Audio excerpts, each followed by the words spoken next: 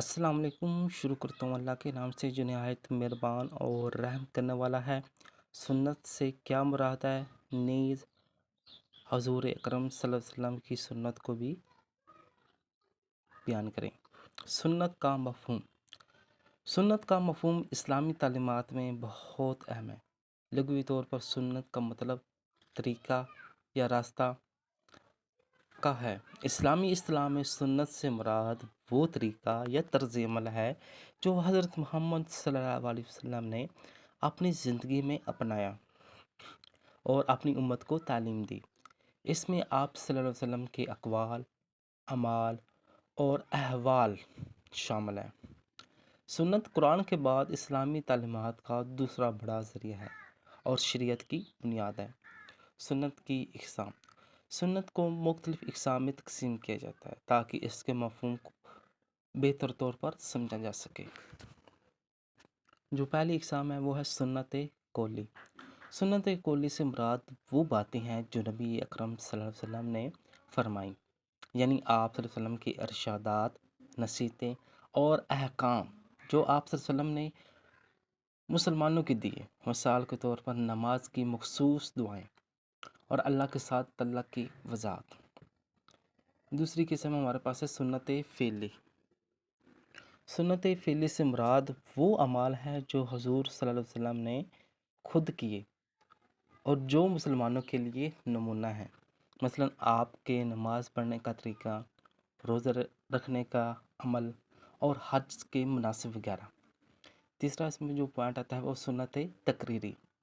سنت تقریری سے مراد وہ اعمال ہے جو صحابہ نے نبی صلی اللہ علیہ وسلم کے سامنے کیے اور آپ صلی اللہ علیہ وسلم نے ان کی تصدیق کی یا انہیں برقرار رکھا۔ اس سے ظاہر ہوتا ہے کہ آپ صلی اللہ علیہ وسلم نے ان اعمال کو قبول فرمایا اور وہ اسلامی تعلیمات کے مطابق ہیں۔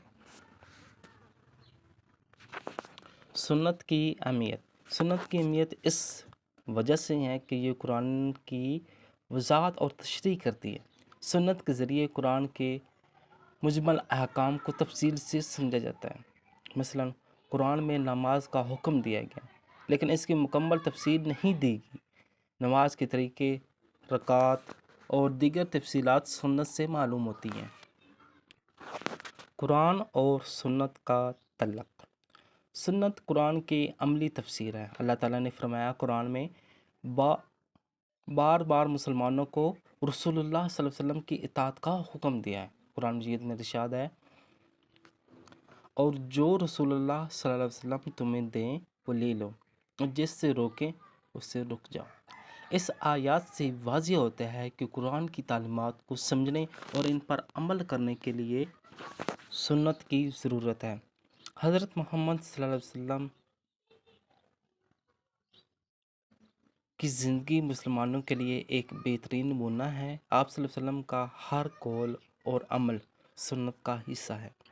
اس سے امت کو دین کی عملی تفصیل ملتی ہے۔ قرآن مجید میں ارشاد ہے، یقیناً تمہارے لیے رسول اللہ صلی اللہ علیہ وسلم کی زندگی بہترین نمونہ ہے۔